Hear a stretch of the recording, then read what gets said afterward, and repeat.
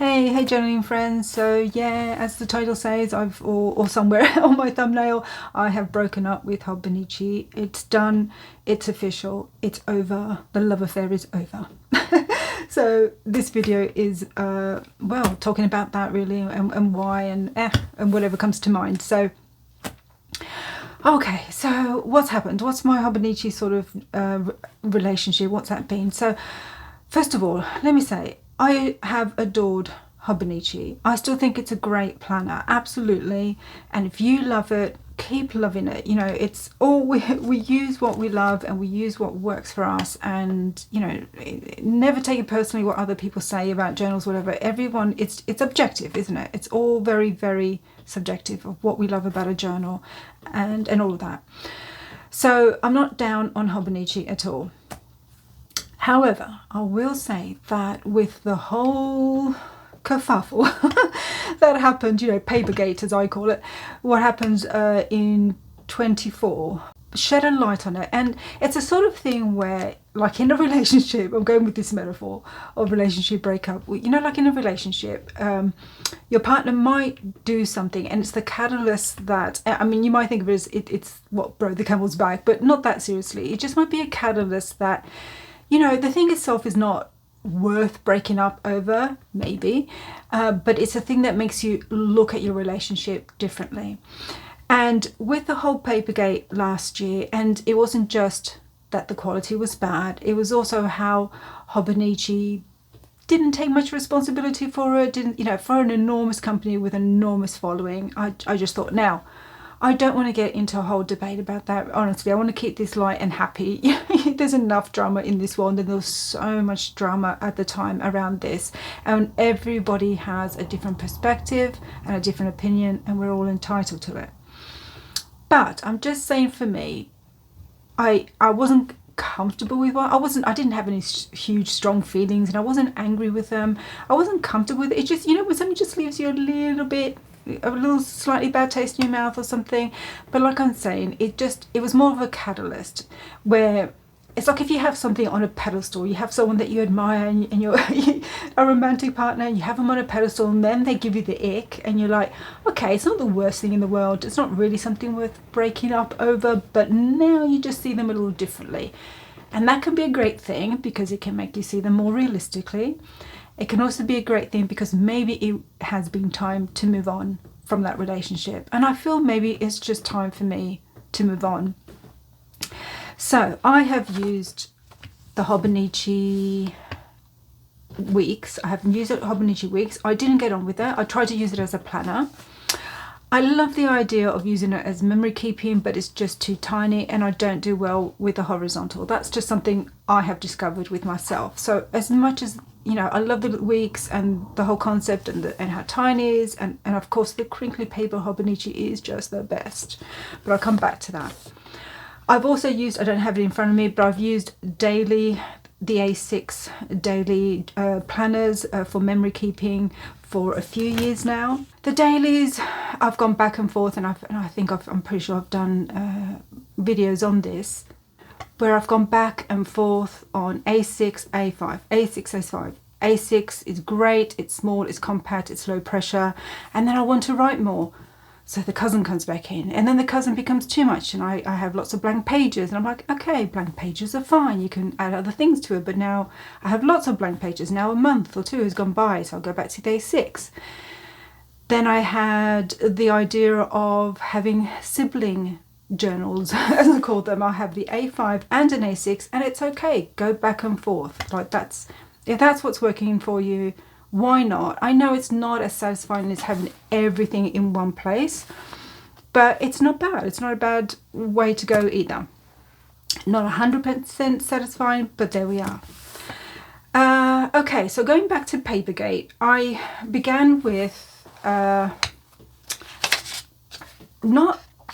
that bad paper. I was lucky that my paper wasn't too bad at first, and then as I went on, it was so inconsistent. And a lot of people, I realised online, don't understand when people say, oh, you know, this pen and that pen isn't working, and they say we just use a different pen, but I don't think people understand that we love being creative, or we love using different inks or that sort of thing.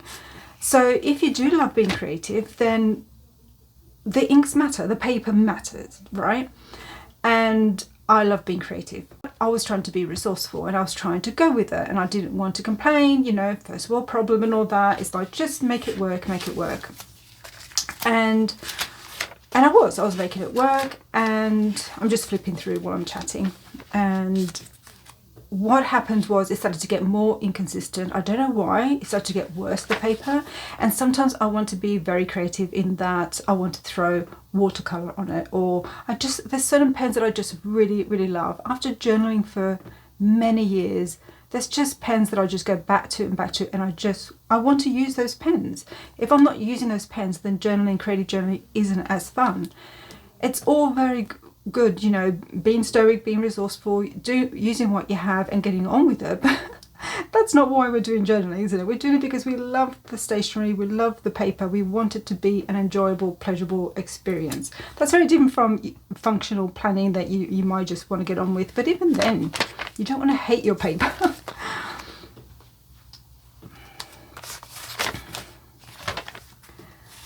So as you can see, I was filming. It was, you know, it was fine. It was working. I did actually really well with the weeks. I was really surprised. I kept up with that pretty well until I didn't. And then the dailies, I didn't do so well, but I was doing all right. And one of the things I did to cope with the paper was I was sticking a lot of paper on top of it, so these sort of note little pages, and then journaling on top there, to get past this pen is bleeding through the paper. Just put more and more of these larger bits. But then I was like, why am I using Hobonichi paper then? If, like, the whole point is that I love the paper, I want to journal on the page. These are fun in little bits, but if I'm just covering the whole page, then it becomes, the journal itself becomes irrelevant. I could be using anything and covering it with a lot of stuff. So I was doing that, but I just got fed up. I got fed up with how much I was sticking on there, and it just wasn't enjoyable, and I wasn't coming to it. So then, and I've made a whole video on this, and I haven't edited it, and I probably never will, and never show you, because it'll probably just get downvoted because people will be horrified. And people can be really touchy about what crazy things you do to journals. But yeah, this ends up being, well, you know what, I'm going to come back to that. I'm just going to continue talking about why not Hobonichi. Okay, so that was the thing. So the more and more I just put of this extra papers, and I thought, what's the point? What's the point of Hobonichi then? You literally could be using any planner and sticking stuff on it. And it just made me sadder and sadder over time, and I just wasn't coming to it. I wasn't enjoying it. So there's that. The other thing it made me think about was the cost. I still, you know, I'm just trying a little bit, because I am ADHD, and part of ADHD is we can be overspenders. I think most of us, you know, we live in capitalist societies, we can be overspenders. The amount of FOMO is really horrific in our society, and you know, I've been part of that, but I just think it's just awful how stuff just gets us, and how emotional we can get about missing out on something. I'm just trying myself, and I'm not judging anyone at all, and I love stuff as well, so I'm not saying I'm not a minimalist at all or anything like that. It's just a personal thing for me, for my own journey. I'm just trying to be a little bit more mindful of, like, not getting caught up in items. The thing with Hobonichi, because it becomes a sort of community-based thing, isn't it? We have a Hobonichi community, and there's two sides to this. So there's the consumer side, and then there's the social side. So on the consumer side, I just find it with all the covers, with the accessories, with the pens, you know, a lot of people just want to have all of it. That's fine. If you want it and you love Hobonichi, that's absolutely fine. I do think we can get really, really caught up with that, how people reacted to not being able to buy the covers separately, or we can go really loopy, and sometimes it's like people who don't even want to would have bought the cover separately, but just the fact that it's been denied to them, now they're angry about it. But the whole thing of it, just, it's another ick. It's just like, you know what, I just don't want to be caught up in this. And to be fair, I haven't bought a lot of Hobonichi accessories at all. Like, this is not a Hobonichi cover. I don't really buy a lot into it. The shipping, that's another thing. In cost wise, internationally, it's just become, it's not prohibitive, but it is prohibitive for a lot of people.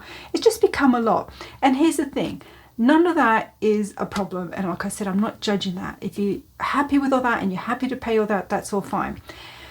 But when you start looking at your relationship and you're thinking, I feel like I'm just funding my partner's shopping addiction. Like, whatever they want, and, you know, I'm funding it. Like, Hobonichi wants this, Hobonichi wants that, Hobonichi wants it, the cover, the pen, the accessory, you know, it's like, I just feel like I'm in this relationship where I'm just like, I'm with a shopaholic, and of course the shopaholic is myself, but, you know, it's the metaphor. And you start just questioning a little bit, like, what is this about? You know, does this person really need this? Do I really need this in my life? And it just becomes like, it's just another thing to question for me. Then, like I said, it's the social aspect. So the social aspect is something that we all love. I love the journaling community. It's so eclectic. It's so varied. I follow all sorts of different accounts, you know, pretty journaling, junk journaling, as in like junk journaling, message journaling. I just love seeing people journal, and I'm very eclectic myself. And it's just amazing and wonderful. But saying that, I think some of us feel like there's that FOMO thing again. If I don't have a Hobonichi, I'm not in the community. And again, if you're happy and you're in the community and you love it and you want to be part of it, that's all well and good. It's nothing wrong with that. But if it's something that maybe you've been thinking about, like, do I have to be in this community? Here's the thing. I think planning and journaling has become so popular, so eclectic, so prolific, that although we do follow people with the same planners because we love to see how it's used, don't we? How are you using this section or that section, especially if you're planning?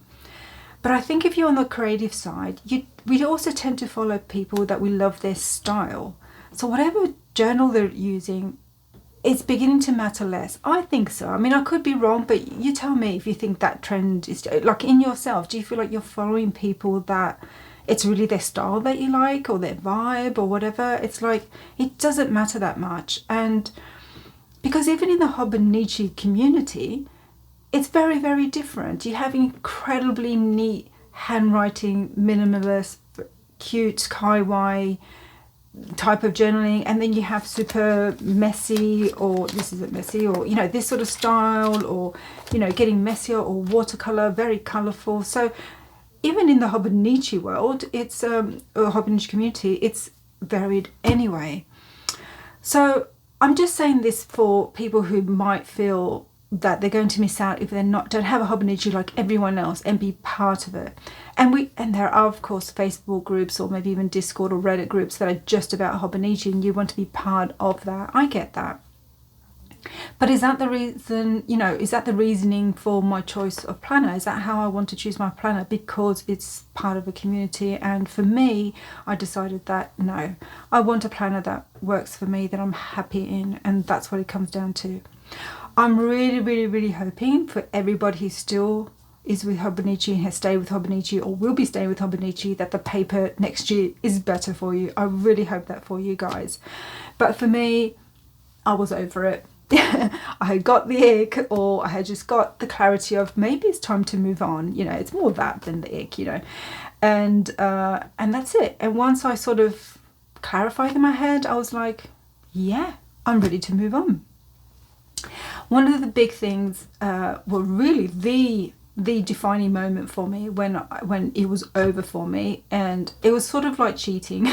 I cheated on Hobonichi, and that's what made me realise sometimes you need that other I'm not saying to cheat, but sometimes you need to see someone else to realise that is no longer what you want or should have. There is something better out there for you. Oh no, I'm not sure if this analogy is working very morally well. Okay, so what happened was, I just wasn't happy. I was not having a good time in the paper.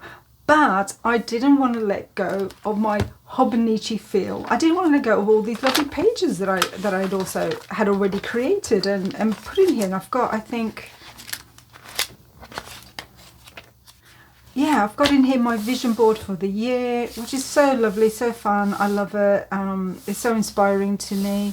It's brought me smiles on days when I've been really, really low. And even though I haven't necessarily achieved it or, you know, got into this place that I was really hoping for this year, in fact, it went quite the opposite. It went downhill.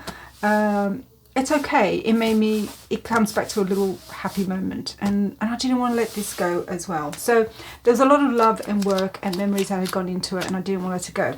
So what do? I got a whole completely different planner. Oh, and here's the thing.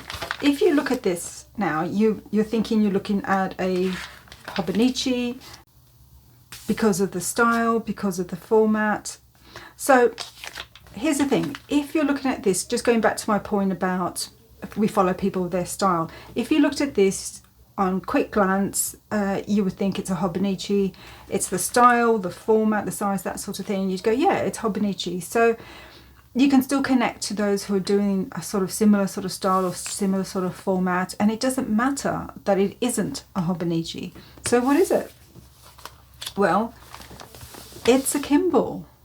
And crazy me, what I did was rip the pages out of my Hobonichi for the remainder of the year, rip the pages out of a kinbor, and then stuck it all together.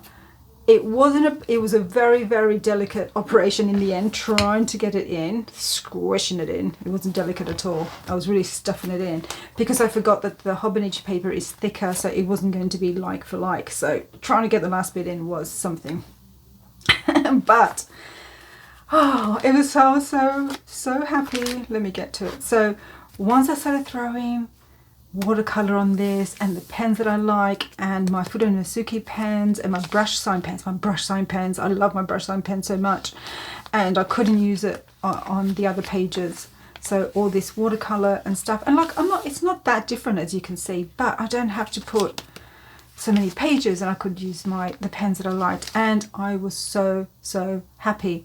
And that's the feeling I wanted. I wanted that feeling when I go to my planner.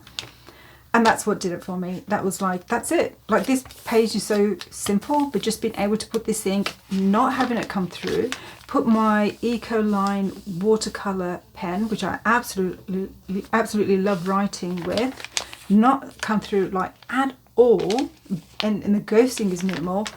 Oh, it was bliss. And I'm like, that's what I want to feel in my journal relationship. I want to feel bliss. I want to be happy. I want to come to it. I want to see it. I don't want to avoid it. So that's what did it, guys. That's what did it. So for my 2026, I have gone for a kinbor, and I love they've gone pink this year. It was that bright red last year. It doesn't matter too much because I do put it in a cover. But it's nice because I love pink. If you follow me, you know I love pink. So that's what I've gone for. And it is, if you want to see it as a Hobonichi alternative, you can see it as that. To me, I think it stands on its own. The paper is a little tiny bit thicker than a Hobonichi. It probably doesn't have quite the same crinkly feel as a Hobonichi, and I get that. That paper is so yummy. Tomoe River or Sansen, as it really is now. When it gets that thin, it's so yummy. I get that 100%. But more than the lovely crinkly feel is I want it to stand up to the pens that I want to use. I've done a very quick pen test with, you know, some of the pens that I want to use, and it's beautiful, absolutely beautiful. Minimal ghosting, absolutely no bleed through. My brush sign was the ones that I really, you know, wanted to take. No problems there at all. A good, at least 50 or 30% cheaper, depending where you get your Hobonichi and where you get your kinbor. But it arrived, I think, within 2 weeks, less than 2 weeks from China. Like, it was fast from AliExpress. So it came so fast. I love that it doesn't have the extra writing. I love that I just love it. I do love it. And I know there is no kinbor community, but hey, maybe one will spring up. So I never was too bothered about these quotes. Like I like them, and I did I had the Japanese version. I liked it as just writing on there. I love text. Then I bought this one for 25, was the English version, and that was fine too. And if I didn't want it, I could just washi tape it over. It's no big deal. But I do like the fact that it's just completely blank and ready for me. Lovely grid sizes. It's still a white paper if you like white. It's still, you know, it has all the basics. It has the months. What it doesn't have is the weeks, and that might be something that you would miss if you really do like putting in the weeks as well. I'm not bothered. I'm not bothered because I do so much different journaling. I enjoyed doing this, but I do so much different journaling that I'm not that bothered. You could possibly use, you know, the months in that way to write down certain notes. You could use these month sort of tracking things if you're not doing any other tracking, to write something each day that's happening. So yeah, if you really love the weekly section of your cousin, then yeah, you're not going to want the kinbor. You're just going to miss that too much if you really love it. If it's not a big deal, then yeah, that's a plan of the year ahead. And there, simple. In some ways I feel like removing the weekly, even though it's really fun to do, takes another pressure off me. It's another section I don't have to fill in when I have so many other journals. So kinbor it is. Now, the other thing which I mentioned was the whole A6 to A5 malarkey that I go through probably every year, several times a year. So one of the things, I will have a different video about all the planners I'm going to use. So my 2026 lineup, I will have a separate video because I just wanted to talk specifically about the Hobonichi to the kinbor relationship trade-off. But I will go into that. But one of the things was, because I did think of a particular journal that I was going to use instead of the Hobonichi, and it wasn't the kinbor. But like I said, I'll talk about that in a different video. But then I decided to stick with this A5 blank pages because I actually like vertical journaling.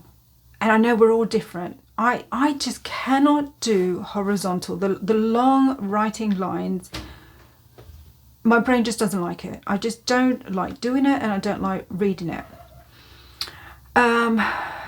And something about an entire page, I feel like it's not so much pressure, but it feels like a lot. I have to do a page. Even when it's A6, it's still a page. I know it's a bit silly because it's half a page, but it's still a page. But something about, because this is what I worked out with the weeklies, and this is why I'm not going to miss the weekly so much, is that I really enjoyed this vertical journaling. Just, it's like snippets, and maybe that's an ADHD thing, like little snippets of stuff really works, but it's really narrow, isn't it? So there's only so much you can put in here. And what I was doing was just putting the events of the day and then further journaling in the pages. But then I thought, what if I could get this format but larger? And that's what I thought about vertical journaling. Now, the other thing is, and this is why I'm sticking with the kinbor and the full page, is that if I got a vertical journal, then I'm stuck with that in case I want to write more. And what I decided was, how about if I stay with this and just change the dates?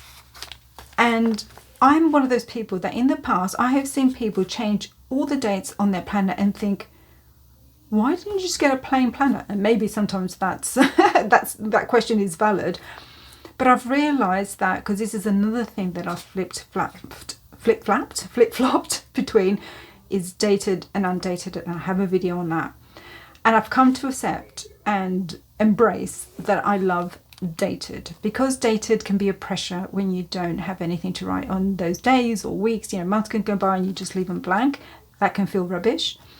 But undated is too loose. It doesn't make me feel like I'm going to a diary. I love the diary feel. I love that I feel like I'm entering the day when I see the day. So having just the entire journal, the entire planner as dated makes me feel like I'm going to the diary. Then when I'm in there, if I want to change the dates, I can. So I'll show you what I'm talking about. So here's what I started doing. So this is now, I'm in the kinbor half of of this Hobonichi thing. Hobobor Kinichi. Okay, sorry, I'll stop. So that's what I did. I did this vertical, and this is my birthday on the 5th, so that was a whole day, and I could do the whole day. So if I want to write more, I can write more. So yeah, it's nothing revolutionary. I'm just using a data planner but changing the dates on it. It also means if it gets bulky, I can rip pages out, and I actually have. I've ripped pages because it becomes so much if I'm doing lots of vertical. I love this vertical. That's what I discovered with the weekly section. I love the vertical, but I needed a little bit more. But I love the vertical that I get to have the chance to do a whole page if I wanted it, and even more pages if I wanted it. So using it almost like an undated planner, but enjoying the dates, that makes me feel like I'm going to a diary, if that makes sense. So for this reason, I'm staying with the kinbor, and I can just do that. I can change the dates as I go along and be happy, be happy. And I know for some vertical feels really squished, and we're all different, our brains all work differently, but for me, I love the vertical, at least for now. Who knows in the future, but I do know that vertical is my brain is happy with, and horizontal I just can't do, which is why the horizontal weeks has never worked for me. Writing like this, I don't know, it just doesn't. So I think that's what I'm going to say. I didn't want this one to be too long. I just wanted to talk about that, about breaking out with Hobonichi, and I'm also doing it with my A6, but I will talk about that in the next video where I'll talk about my lineup. But that's what's happening. It's okay to say goodbye to Hobonichi. It's okay to have had that love affair or that long marriage with them, and it's okay to say goodbye. It's okay to choose another one.